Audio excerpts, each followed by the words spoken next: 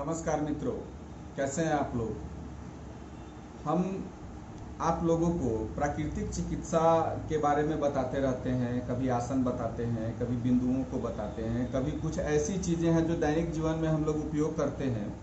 उसका प्रयोग कैसे हम कर सकते हैं और अपने शरीर को स्वस्थ उससे कैसे बना सकते हैं, इसके बारे में हम लोग बातचीत करते रहते हैं मित्रों। लेकिन एक बात याद रखिएगा, हमें इस बात पर ध्यान रखना है कि आखिर हमारे शरीर में विकृति उत्पन्न क्यों होती है।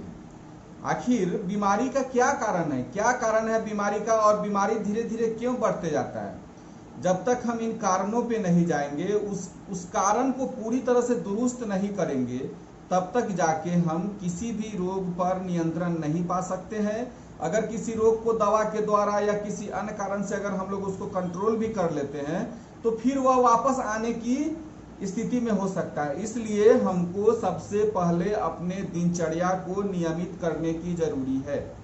हमने आपको पहले के वीडियो में बताया है, जब मेरा इस चैनल का जब शुरू से एक नंबर से जब वीडियो देखना प्रारंभ कीजिएगा, तो उसमें मैंने आपको बताया था कि हमारा शरीर जो है वह 3 तत्वों से बना हुआ है। हालांकि बहुत सारे तत्व हैं, अगर हम लोग तत्वों पर चर्चा करें तो बहुत, ये 10 तत्व 10 ऊर्जाओं तक हमारे शरीर में उसका महत्व है।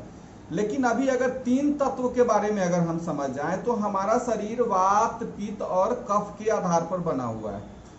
हमने आपको पहले बताया कि कफ का जो स्थान है वह हार्ट से ऊपर वाले स्थिति में है, पित्त का स्थान जो इससे लेके और इसके नीचे तक के वाले स्थिति में है, और वात का स्थान जो है वह नाभि से नीचे का जो जगह है वह वात का स्थान है। ये आप अच्छी तरह से जानते हैं मित्रों। हमको वात, पित्त, कफ के बारे में मैंने बहुत चीज बताया, लेकिन हमारे दिनचर्या से ये कैसे जुड़ा हुआ है, इसको हमको जानना बहुत जरूरी है। और उस दिनचर्या के आधार पर अगर हम अपने शरीर को नहीं ढालेंगे, हम अपने आहार विहार को नहीं चेंज करेंगे, तब तक हमारे शरीर से कोई भी व्याधि दूर नहीं हो सकती है। जैसा कि आपको मालूम है कि ईश्वर ने जो इस शरीर का निर्माण किया है, इस शरीर का संचालन ऑटोमेटिक होते रहता है। ये स्वचालित है, ऑटोमेटिक, स्वयं संचालित है। ये जब इसके संचालन में कहीं कोई व्याधि उत्पन्न हो जाती है, या हम लोग गलत तरीके से जब उसमें व्यवधान उत्पन्न कर लेते हैं, तब हमें बहुत तरह की समस्याओं का सामना करना पड़ता है।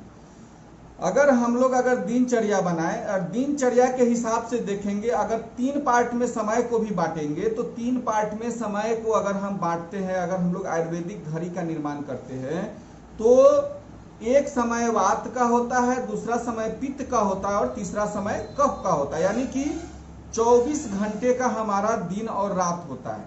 24 घंटे में 8 घंटा जो है वह वात का है, 8 घंटा जो है वह पित्त का है, और 8 घंटा जो है वह कफ का है। लेकिन जो वात का समय है वह ना सिर्फ वात का है, उसमें वात जुड़ा हुआ है, वात पित्त जुड़ा हुआ है, वात कफ जुड़ा हुआ है।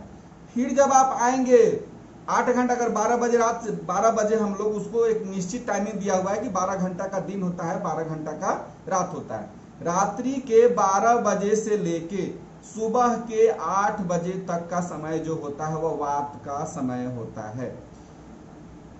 सुबह के 8 बजे से लेके शाम के 4 बजे तक का जो समय जो होता है, जो अपराह्न का समय जो होता है, वह पित्त का समय होता है। और 4 बजे से लेके फिर रात्रि के 12 बजे का समय जो होता है वह कफ का समय होता है। इस बात को हमको हमेशा ध्यान में रख के चलना पड़ेगा। इसके अलावा जब हम इसके थोड़ा सा और डीप में जाते हैं, तो इसमें से वो जो 8 घंटे का वर्गीकरण है, उसमें भी एक 4 घंटा और फिर 2-2 घंटे का वर्गीकरण किया गया है कि वह खास समय उसका होता है। जैसे मान के चलिए कि 12 बजे से लेके और 8 बजे तक का समय है, जिसमें 4 घंटा 12 से लेके 4 बजे का समय है, वह वात का समय होता है। वह मूवमेंट का समय होता है, या इसको ब्रह्म मुहूर्त बोला जाता है। धीरे धीरे क्या होता है कि 2 बजे के बाद ऋषि मनीषी ये लोग जो हैं, 3 बजे से लोग ब्रह्म बेला में जाके वो क्या करते थे, आराधना, पूजा, तप, ये सब चीज करने का समय जो होता है मॉर्निंग का समय होता है। ये 12 बजे के बाद ये वात का समय जो है वह शुरुआत 12 बजे रात्रि से शुरू होता है, और वह 8 बजे सवेरे तक रहता है, जिसमें 12 बजे से 4 बजे का समय वात का होता है, 6 बजे से 8 बजे का 4 बजे से 6 बजे का समय जो होता है वह वात पित्त का होता है, और 6 बजे से लेकर 8 बजे का समय जो होता है वह वात कफ का होता है। यह मैं क्यों समझा रहा हूं, जब इससे रिलेटेड जब आगे आप लोगों को कुछ बताऊंगा कि किस समय हमको निद्रा में जाना चाहिए, किस समय भोजन ग्रहण करना चाहिए, किस समय सोना चाहिए, किस समय कौन सा कार्य करना चाहिए, इसको जानने के लिए हमको पहले ये 24 घंटे के रोटेशन के बारे में जानना जरूरी है। वैसे ही 8 बजे से 4 बजे का जो समय है वह जो है वह पित्त का समय है, जिसमें 8 बजे से लेकर 10 बजे का समय जो होता है पित्त और वात का समय होता है, और 10 बजे से लेकर 2 बजे का समय जो है वह पित्त का समय होता है, और 2 बजे से 4 बजे का समय जो होता है वह पित्त और कफ का मिला जुला समय होता है, लेकिन वह पित्त का ही क्षेत्र होता है।